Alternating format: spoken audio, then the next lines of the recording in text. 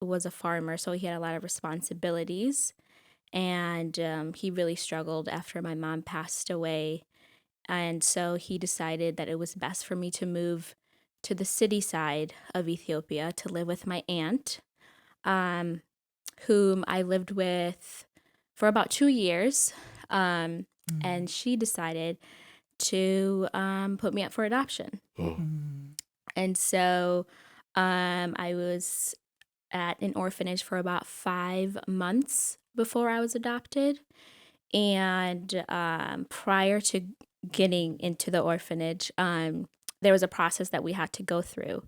And I remember bits and pieces of that process.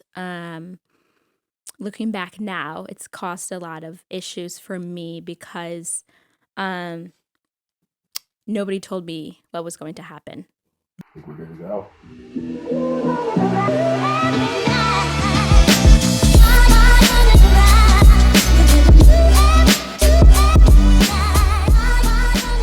Hey everyone, and welcome to the third episode of Hairitage Talks. We are so excited to be celebrating National Adoption Month. And we have two guests that we're really, really excited about, right, Luke? Yes, we are. Okay. Yeah. So we have Seaside Germa and Monisha Hendricks. They're going to be sharing their stories with us. So we're going to get started with Seaside. Can you share your adoption story with us? Yeah. Thanks for having me. My name is Sisai, as Tamika said, and I was adopted when I was 7 years old from Ethiopia. My adoptive parents are white American, and they have two of their own biologically. And then they adopted four from Ethiopia. And within us four adoptees, there are three different families represented. I'm not biologically related to the kids that are also adopted from Ethiopia in my adoptive family. Um, so I'm gonna go way back before being adopted to share a bit more.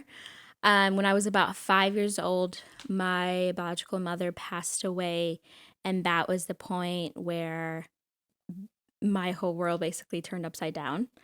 Um, while I was living in Ethiopia, I lived with a very large family, and we lived in the countryside. And my dad was a farmer, so he had a lot of responsibilities.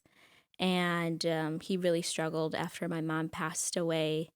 And so he decided that it was best for me to move to the city side of Ethiopia to live with my aunt, um, whom I lived with for about 2 years. Um, and she decided to put me up for adoption. Mm. Mm, And so I was at an orphanage for about 5 months before I was adopted. And prior to getting into the orphanage, there was a process that we had to go through. And I remember bits and pieces of that process. Looking back now, it's caused a lot of issues for me because um, nobody told me what was going to happen. mm, Um, I remember going to this building, and my picture was taken, and there was other kids around my age, and my aunt signed these papers and was talking to these people that looked super official. Um, mm, and so before I said bye to my aunt, she t- what she told me made it seem like she was coming back to get me. So I remember waiting for her in the orphanage that she was going to come back. And obviously, quickly, I learned that wasn't the case, and that I was going to get a completely new family and move to a whole different world. Um, so after 5 months of being in the orphanage, my parents came to get me. We spent together, like getting to know each other, for about like 3 weeks.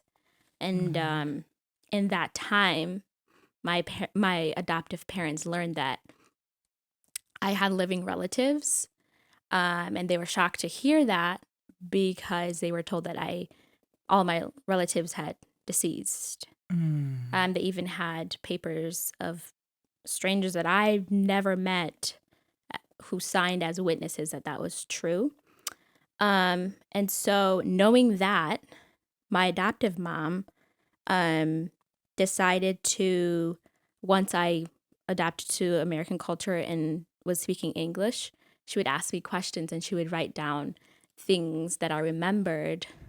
Um, and that ended up helping me to reconnect with my family later on the road. Mm. Um, so prior to adopting me, my parents adopted my youngest brother.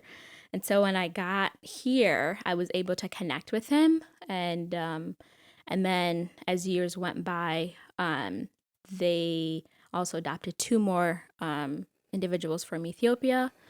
And so at home, I had um, a diverse environment. I was able to relate to my siblings in that we were all adoptees, or some half of us were, Mm. and that we shared a culture. And so that Mm. was very comforting. Um, but when it came to school, is when I struggled, Mm. um, because to my peers, I looked Black, but at home, I was living in a white American culture. Inside, I identified with Ethiopian culture. So, Mm. as a adolescent, I struggled with knowing who I was with these three different cultural perspectives. Mm. Um, and fast forward to like my junior year in high school, my parents decided to take all of us back to Ethiopia to connect with our culture and our biological relatives. Um, and so I saw my biological dad and my siblings for the first time that I hadn't seen for about 9 years. And coming back from that trip, there were a lot of things triggered in me that I had to be forced to dissect because it was Mm. affecting how I was living. Mm. So my parents got me a counselor to help me process all these very heavy emotions. Um, and that did help. But they also were very diligent in helping me have a community of other adoptees besides my siblings that shared the same experience and culture. Um, so I would say like counseling and having that community did help. But the most important thing that really helped me to have hope or true hope was my faith in God. My parents are strong Mm. Christians, Mm. and they taught us not only to know about God and not just to believe in Him, but to seek after having a relationship with Him. Mm. And for me personally, that was where um, my world was flipped right up with my Mm. faith. So It's awesome. Yes, that's just a little bit of it summary of my Yeah. story. is. Oh my gosh, you Yeah. have a very fascinating story. Thank you so much for Yeah. sharing so transparently Yeah. Thank you. with us. And so we're gonna move over to Miss Monisha. Monisha, will you share your adoption story with us? Certainly, and I have to say thank you, Tamika and Luke, Mm-hmm. for allowing me to share my adoption journey with all of you. Mm-hmm. I'm happy to be here. Yeah. So, I am a biracial, transracial adoptee. I was adopted at 6 months old.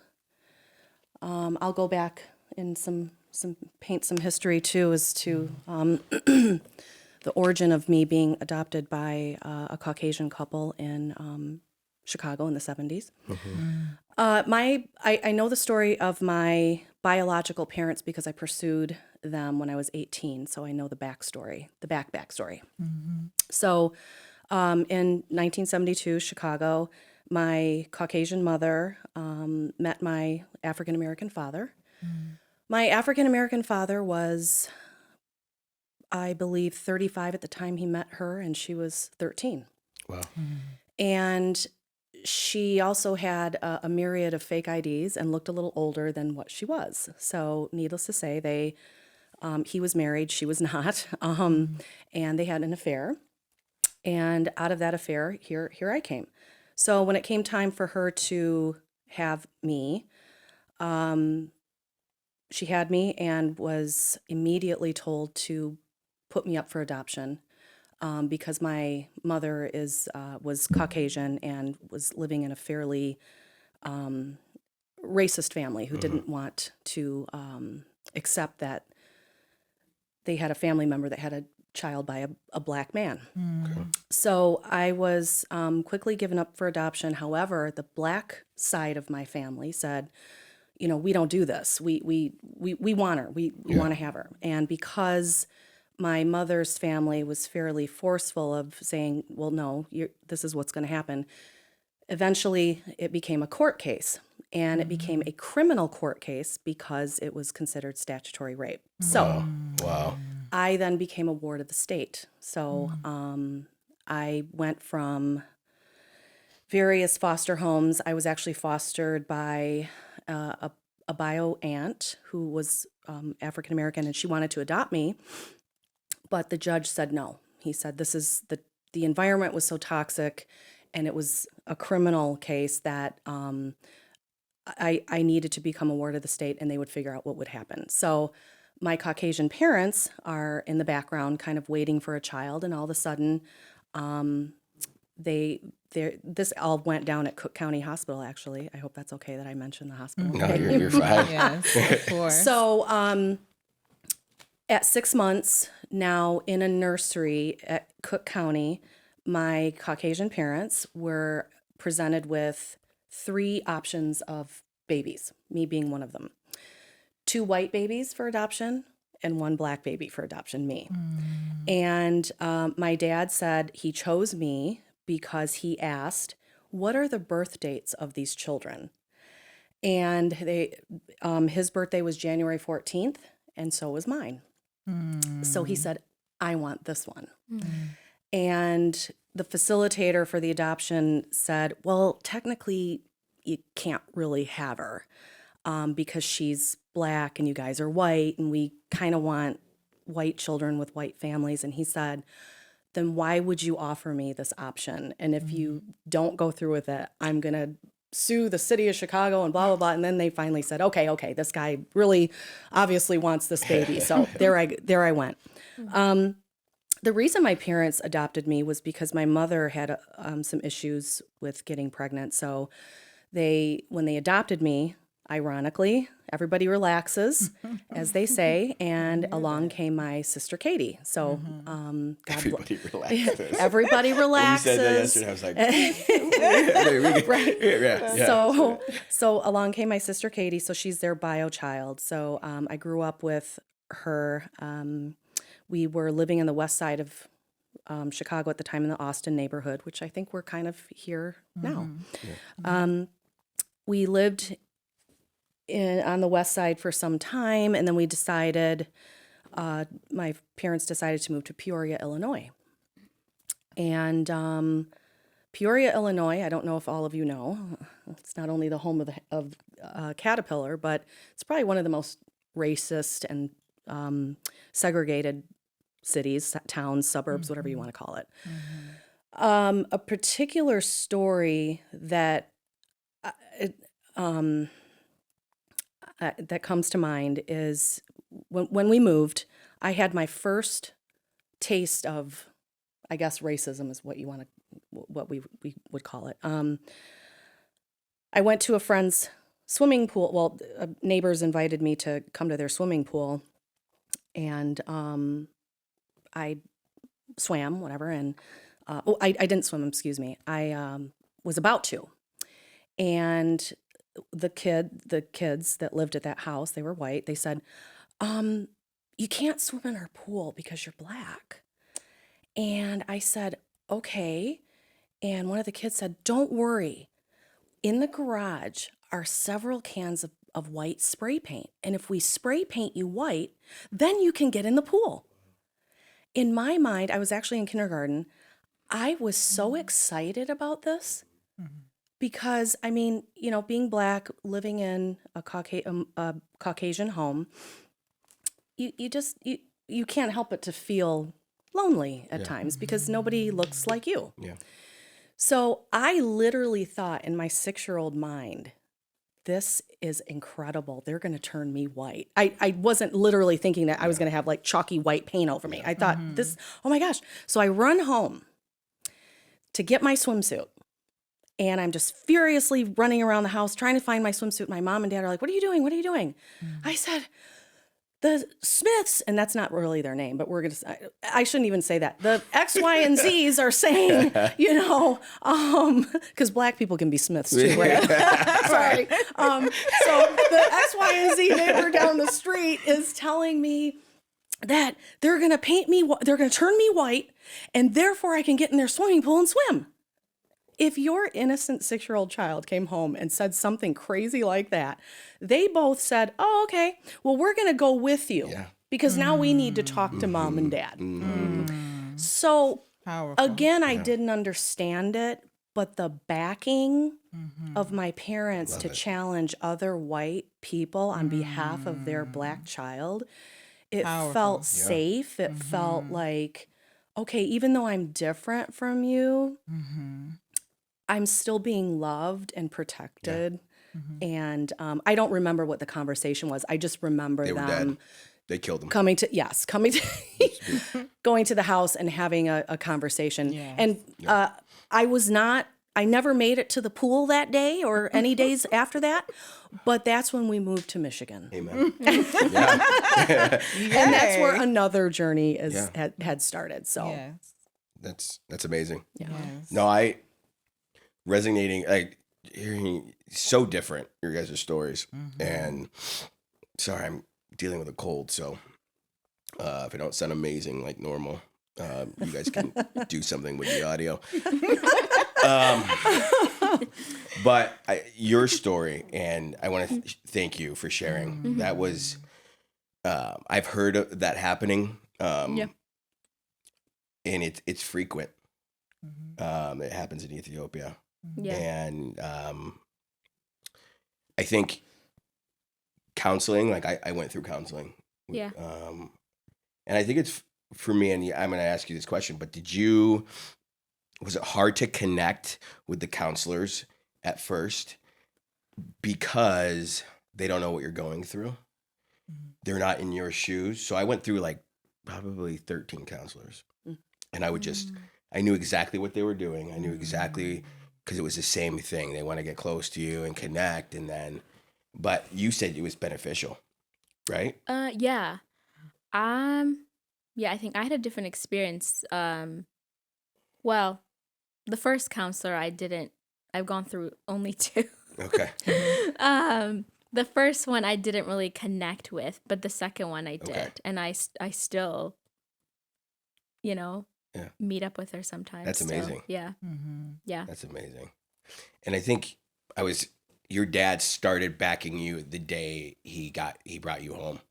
And when he said, yeah, no, this is the one. I'll sue the pants out of Cook County, which they probably don't have any money anyway. So Right. And for me,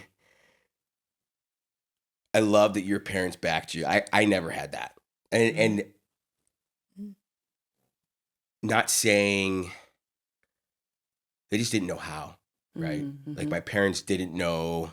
My dad was working a lot. My mom was a stay-at-home mom with I have an older brother who's a racist.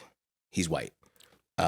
He's adopted, and so dealing with that and abuse, but also we lived in Wheaton. I'll be frank, I can name it, and I became my environment, and so me sticking up for myself never happened. And so I commend both of you. Like I wish I would have been able to have an advocate such as my parents. And now my parents backed me up for a lot of things, and a lot of things I deserved, like, in school, getting in trouble and stuff. I deserved that. But the racism or the blatant disregard for my skin color, and I let him roll over it. It was almost a joke, right? It was almost, but you're the whitest black person ever, right? It was, and I would laugh, right? I would laugh. Something I'm going to admit here is and it's never really talked about this, but during Halloween, people would dress up, and a lot of the white students thought it would be funny. The older, but I had a white shirt to put red marks on the back, and pretend I was a slave. Now, in my mind, it didn't resonate with me. Like, it wasn't one of those things where, and I walked through school with it. And the other black students were like, what is going on? Right? Because I did not know my history. I did not know. And they pulled me aside and they're like, why would you do that? And I'm like, what are you talking about? Like, they thought it would be funny. We don't find that funny.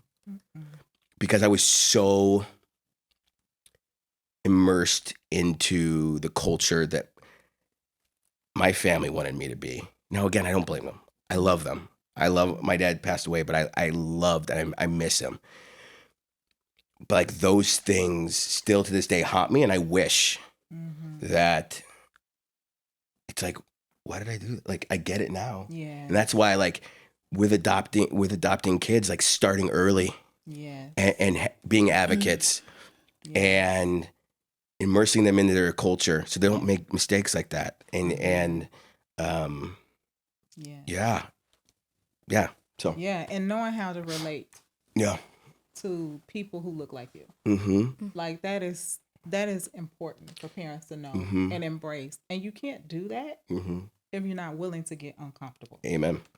You know. Did you ever, because you grew up in the suburbs, correct?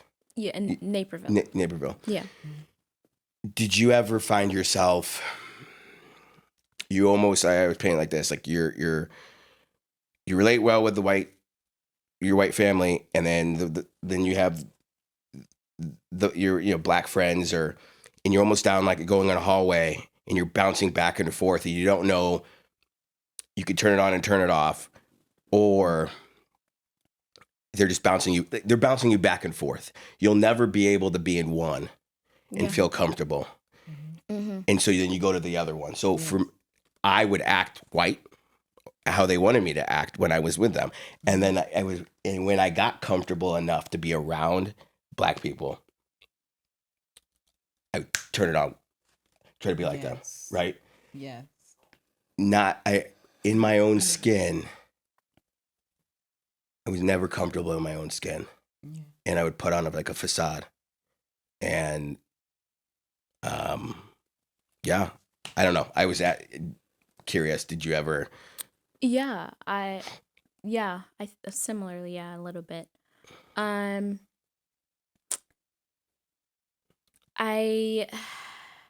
remember I mostly had white friends.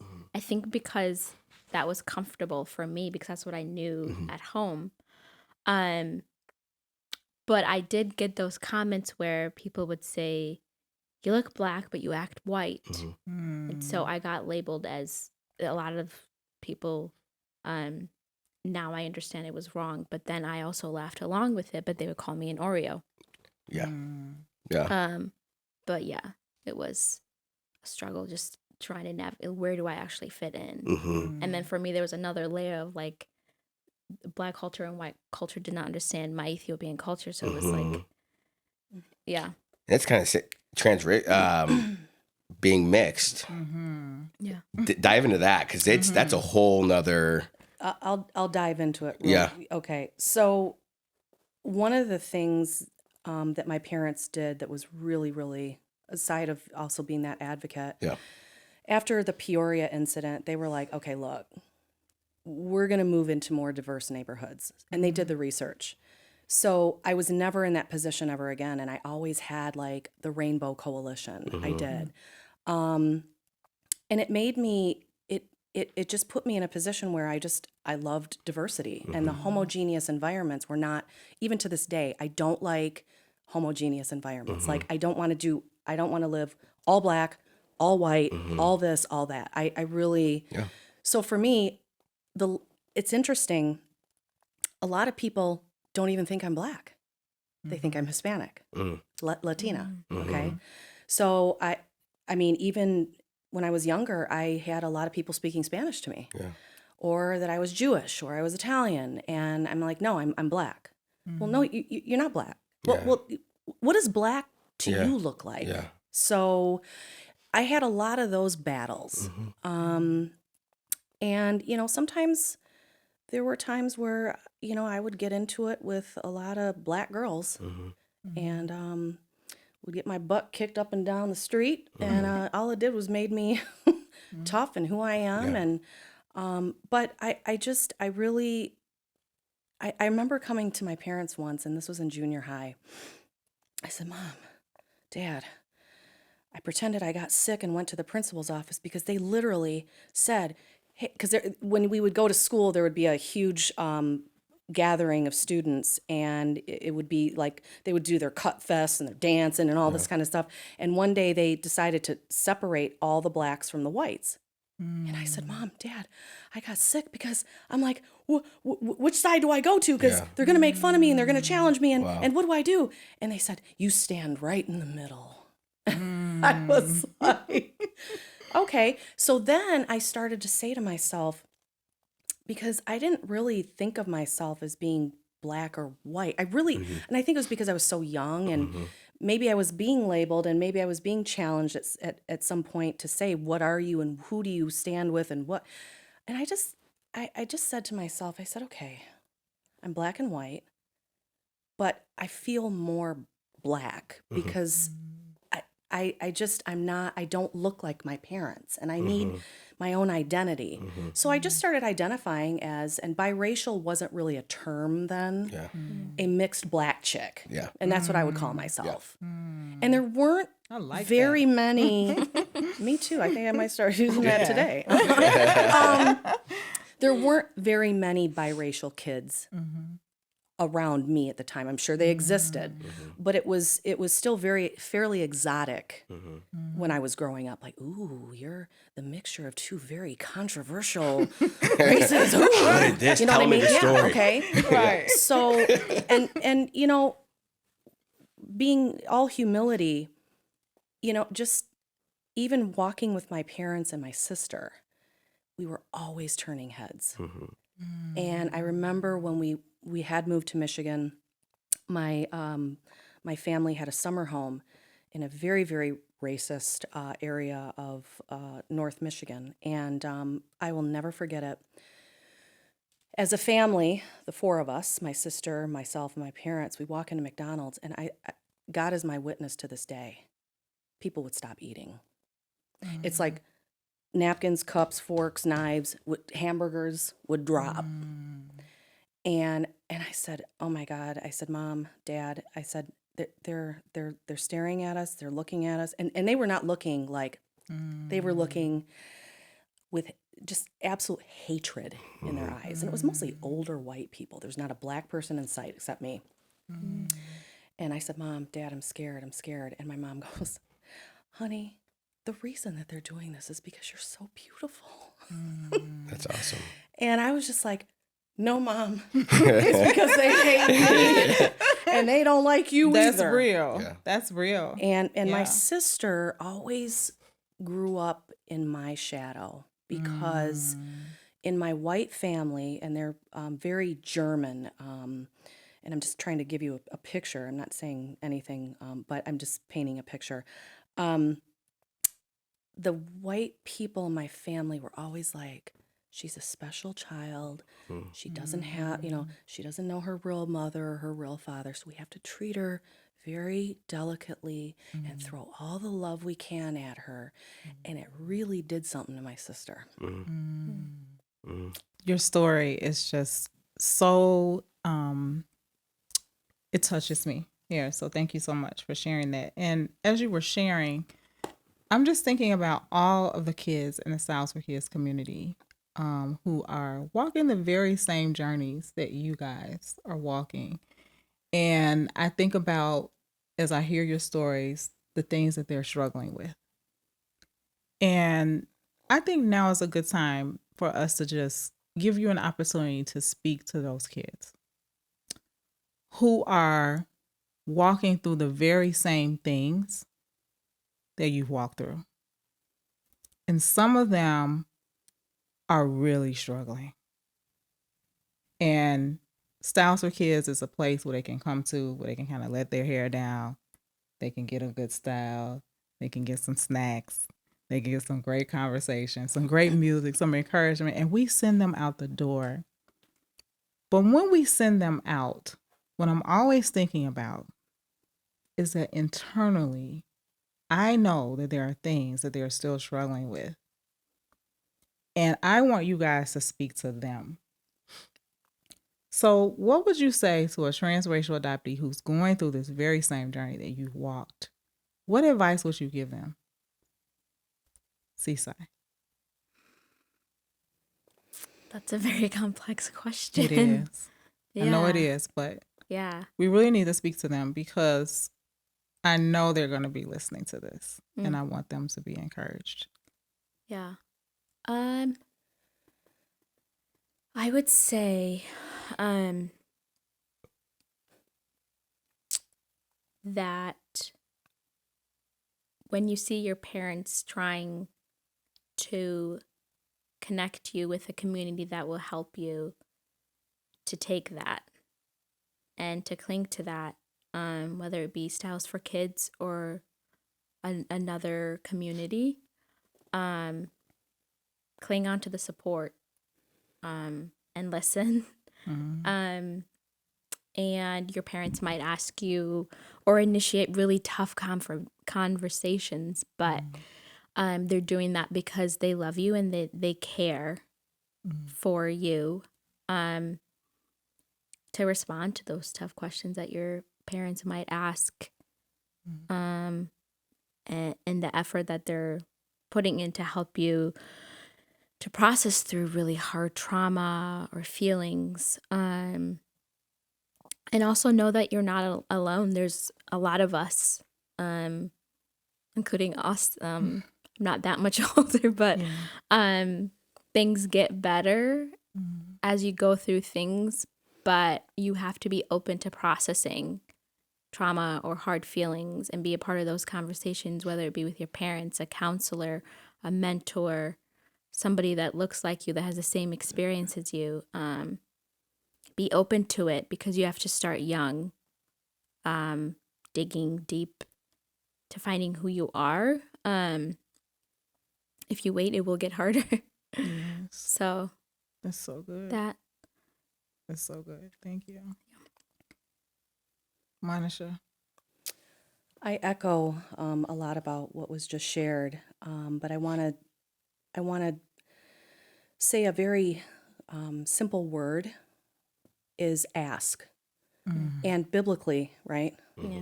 We knock on the door, we ask, and God responds. If we don't ask, we don't know. So even for children, and I was a child once, there was an ask, and there was a, I feel lonely, I feel sad. My father was a psychologist, so he was very good at probing. Tell me more, what do you need, what do you need? And I feel scared when I'm the only Black person around. I feel insecure. I mean, I don't know if I was really using the word insecure, but I mean, I think, to be honest, since and I really commend you for your organization and the hair care you offer, because I'm going to tell you the one thing that bothered me the most and made me feel so insecure and jealous was hair. Yes. It's huge. And I was blessed to have a Caucasian mother, and I'm not kidding. She could probably work for you, because this woman could do my hair and understand my hair. And I'm not sure how, it was a gift, I think. And she would be on the front porch with me in between her legs with the Yes. comb, Go doing the ahead, Mom. ponytails. And I would be, when she was done with me, I looked like a doll. And I would just be like remarking in the mirror about how wonderful she did my hair. Yes. Now, if she went on a work journey and was not home, and I was left with my father, it wasn't going to be good because he couldn't do what she could do. Okay, dads, we need y'all to step it up. Okay, dads, really. So, but I just remember being very envious and very jealous of white hair. And I'm going to be honest, I still am. I can't wear my hair straight in the summertime. It's not going to work. So I only wear it straight from the months of October to March because it starts getting humid in April. That's right. Okay. So, and even at 51 years old, I still struggle. Yes. But your organization, I mean, our hair is a representative of who we are. Yes. And when I met a girlfriend down the block in Michigan who had hair that was a different texture than mine, and seeing her struggle and the next girl and the next girl, Yes. it made me, and it made me feel like, okay, yeah, I'm not alone in this either. Yes. And for them to have an environment to And do to that have in. that, Yes. yes. So it just it plays on your self-esteem. And I would watch my mother get ready and my sister, and the way their hair would just fall, and it would be raining and their hair would just fall, and my hair, I'd look like Bozo the Clown. And it just honestly, That's real. excuse me, Yes. but it is real. Yeah. And ask, Yes. That's so good. don't suffer. I know we're children, and you know, we can be slightly intimidated by our parents, or Yes. maybe feel that we don't have a voice. But, you know, we were adopted for a reason, Yes. and we're all journeying together. Together. I love So that. ask. That's powerful. That's amazing. And Luke, Yeah. I mean, your story is so dynamic, but can you share for that young man out there who's really just struggling to connect, feeling those same insecurities that that you had as that transracial adoptee in your family? I I think actually I don't think be loud with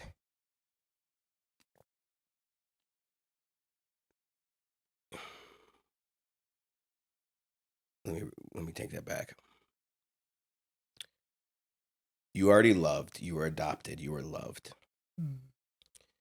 And your parents might not know exactly how to give you your culture or help you with your identity. It's okay to ask. It's okay to sorry, I need some water. That's okay. I'm sorry.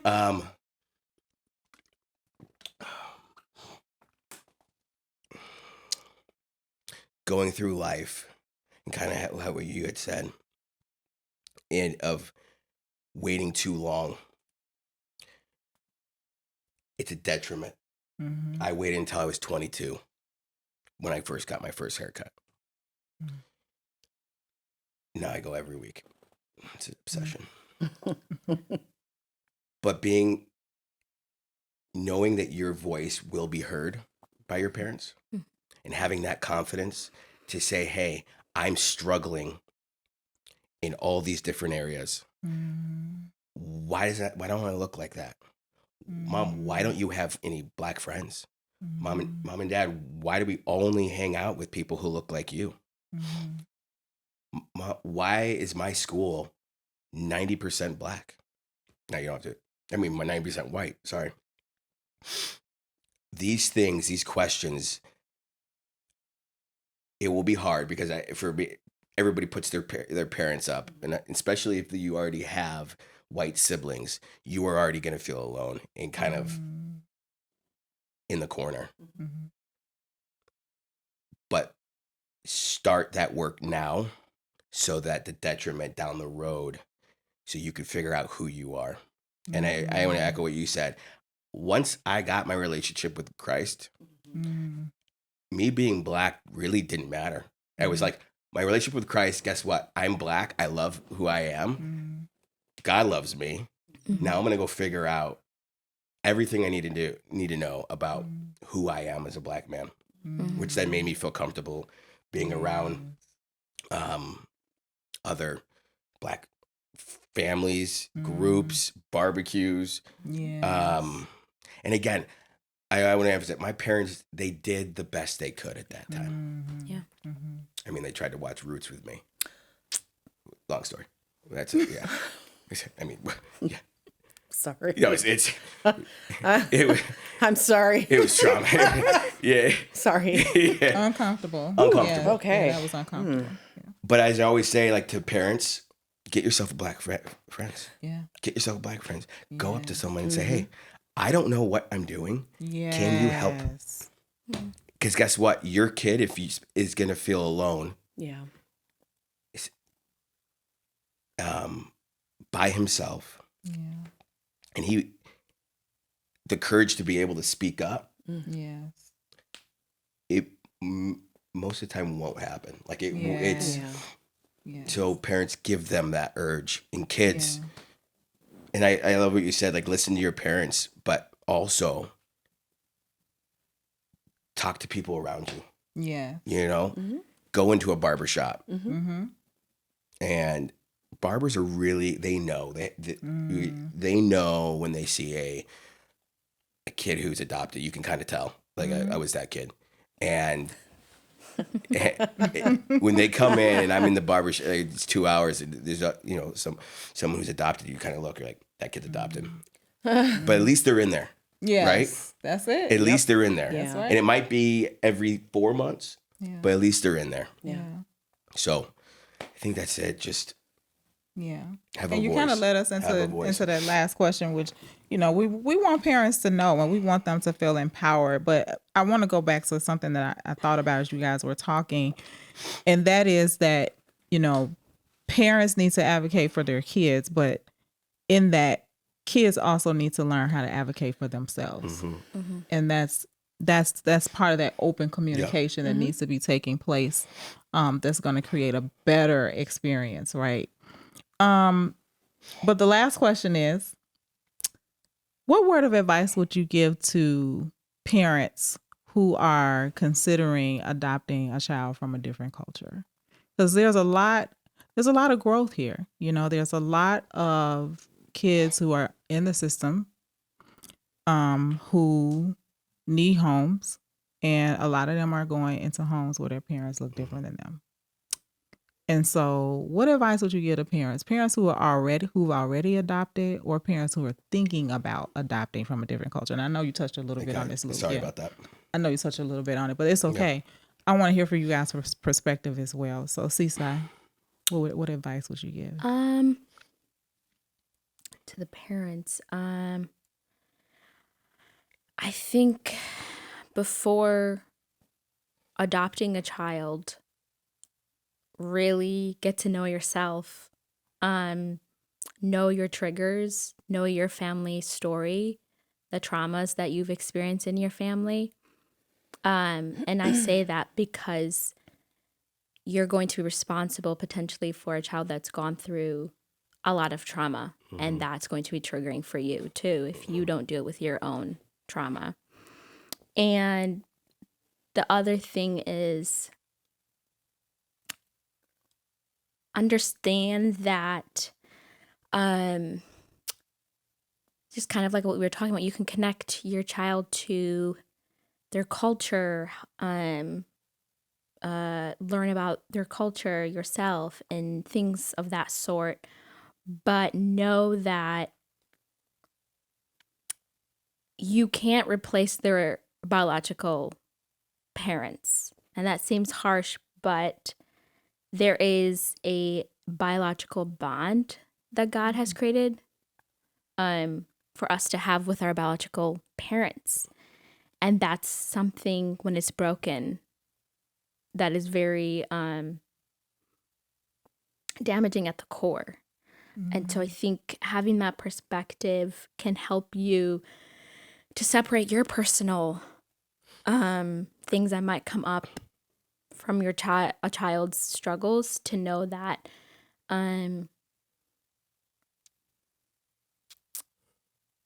you don't need to fill their biological parents' shoes, is what I'm trying to get at. Yes, that's good. So, yeah. That's good. Thank you. Monisha, word of advice.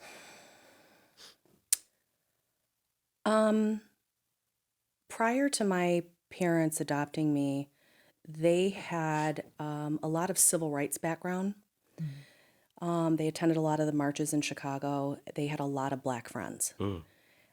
I believe that because they had a lot of Black friends, and they lived in the Austin neighborhood, and it was fairly Black then, they already knew a lot about the culture. And I mean, they wanted a Black child. And I believe that all of the research and the diversity outside of Peoria, Illinois, was because they had that interest, they had that foundation. And maybe my situation is an anomaly. Maybe it is. But if let's just say that didn't happen, I have to agree. It's like, it's better to have the resource in order to make the connection. And so for parents, I would encourage them, if they do not have any knowledge of Black culture or any access to friends or social gatherings, so on and so forth, I would encourage them to make sure that they have those foundations built before. Yes. I really do, because I mean, if I was going to adopt a child who was not Black, I would probably make sure that whomever I was going to adopt, I had more understanding. And I mean, anthropology was my minor, so I mean, I'm all about the culture.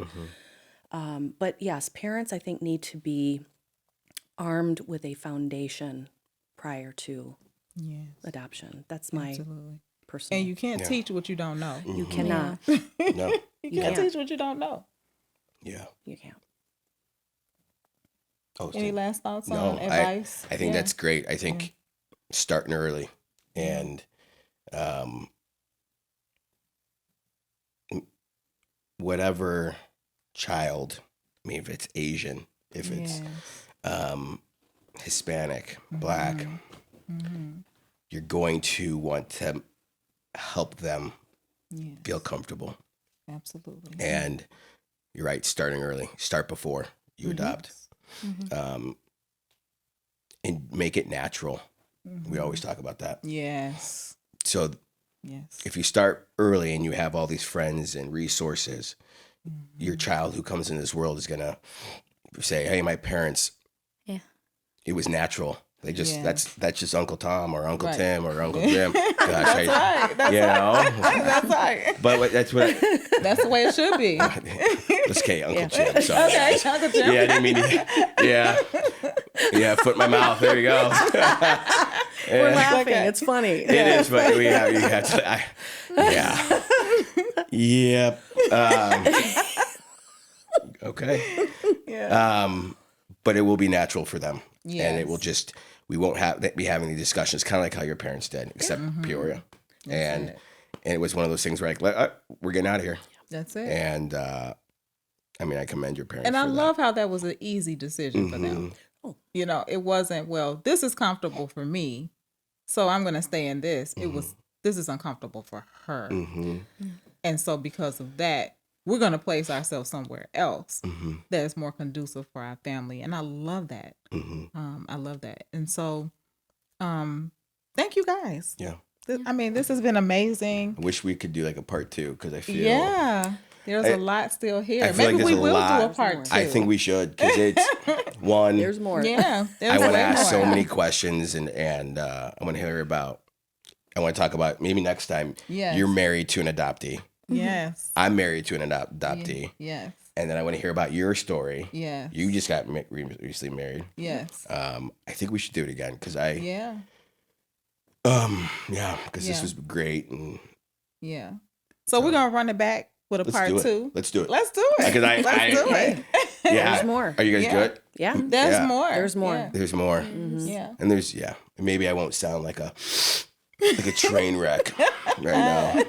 You did very well. No. Well, it's National Adoption Month, so It we is. got time to put more content out there, and there's always next year, right? Yeah, So, it is. but we wanna delve deeper into your stories and really give people opportunity to hear from your perspective. So, thank you so much for coming. And thank you you. guys out there, you want to make sure that you follow Hairitage Talks on Instagram. That's hashtag Hairitage, HAIRITAGE Talks with an S.